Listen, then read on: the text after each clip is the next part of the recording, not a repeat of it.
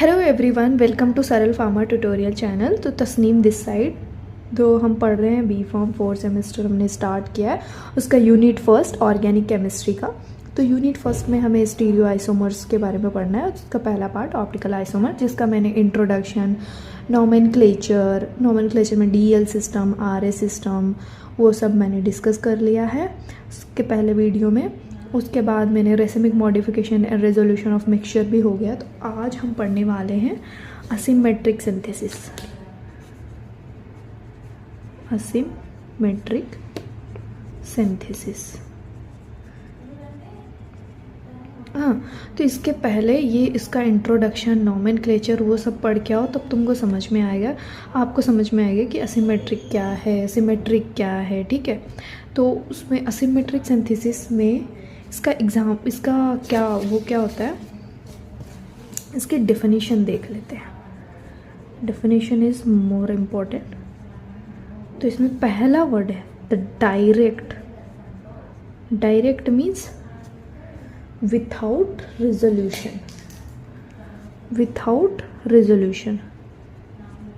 तो मैंने last video में बताया था कि रिजोल्यूशन मीन्स क्या है।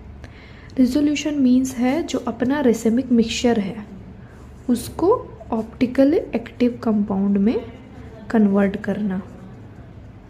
एक्टिव कंपाउंड में कन्वर्ट करना। ठीक है, तो इसमें डेफिनेशन में ही पहले क्या है, the direct means without resolution. Without resolution synthesis of N optically active compound, of an optically active compound.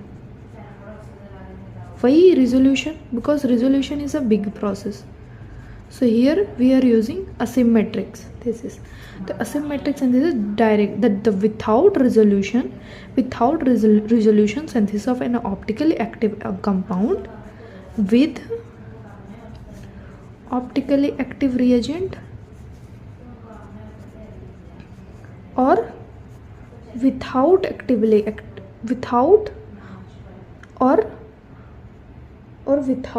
the use of optically reagent is known as, or without optically active reagent is known as asymmetric synthesis.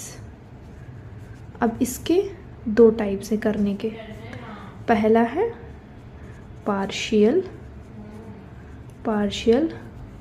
partial asymmetric synthesis and दूसरा है absolute asymmetric synthesis. absolute asymmetric synthesis, इसको एक scientist हैं, उन्होंने इसको achieve किया था partial asymmetric synthesis को, जिनका नाम है मार्क वर्ल्ड, जिन्होंने 1904 में एक वेलेरिक एसिड माइनस को प्रिपेयर किया था from methyl ethyl malonic acid. History जानने से पहले हम तो ये जान लें कि पार्शियल असिमेट्रिक सिंथेसिस का मीनिंग क्या है। तो पार्शियल असिमेट्रिक सिंथेसिस मतलब कि यहाँ पे क्या है डेफिनेशन में कि डायरेक्ट, लाइक यहाँ पे तो डायरेक्ट वाला तो अप्लाई होगा, लाइक विथआउट रिजोल्यूशन,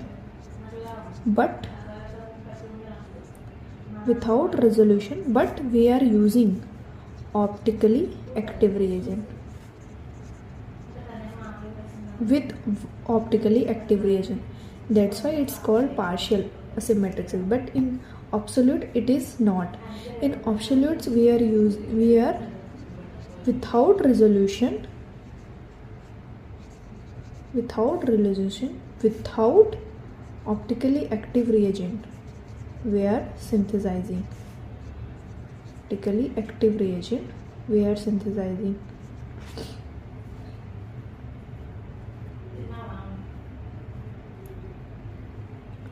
ठीक ठीक है, that's why it's called absolute asymmetric synthesis. इसको मार्क वॉल्ड ने दिया था, इनका ही बहुत फेमस एक अप्रोच है, मार्क वॉल्ड अप्रोच, जिसको हम देखते हैं। ठीक है, तो इन्होंने पहला क्या लिया था, मेथाइल एथाइल मेलोनिक एसिड लिया था और उसके डिफरेंट डायस्टोमर दिखाया था, प्लस ब्रोसीन, फिर उसके बाद में उसके एनेंशियोमर बनाया, फिर वेलेरिक एसिड कुछ एक्सेस अमाउंट में निकाला। ठीक है, तो इसका डेफिनेशन तो समझ गए ना। When optically partial asymmetric synthesis मतलब होगा when optically active compound can synthesize directly means without resolution from a symmetrical compound by intermediate use of same optically active compound. This phenomena is known as partial asymmetric synthesis. The first partial asymmetric synthesis was achieved by Mark Wald in 1905, who prepared an active valeric acid from methyl ethyl malonic acid. Sometimes in GPAT they ask like what was the starting material, तो methyl ethyl malonic acid।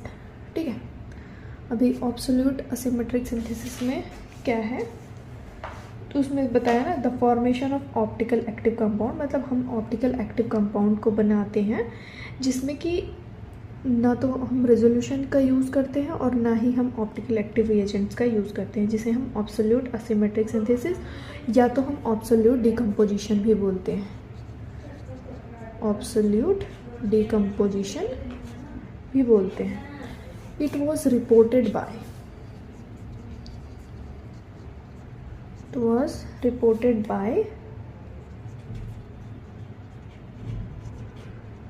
W. Kohn et al.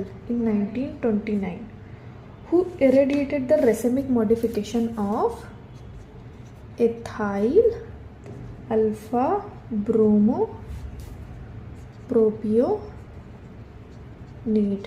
ठीक है, with right and left polarized light of wavelength, उन्हें कुछ wavelength use की थी, now obtain the compound having a rotation of +0.05। अब फिर उसके बाद इनके बाद एक आए, similarly result were reported by Davis in 1935।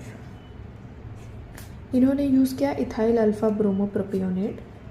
फिर इन्होंने क्या किया, वो observe the addition of bromine to 2,4,6 trinitrostilbene in a beam of dextro और circularly polarize light give freely dextro rotatory product.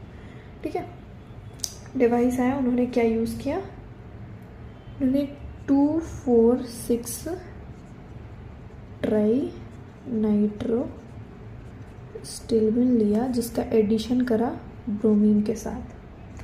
तो जब उसमें डेक्स्ट्रो सर्कुलरली पोलराइज लाइट दिया तो उन्हें ऑब्जर्व हुआ freely rotation, that rotation is dextro rotatory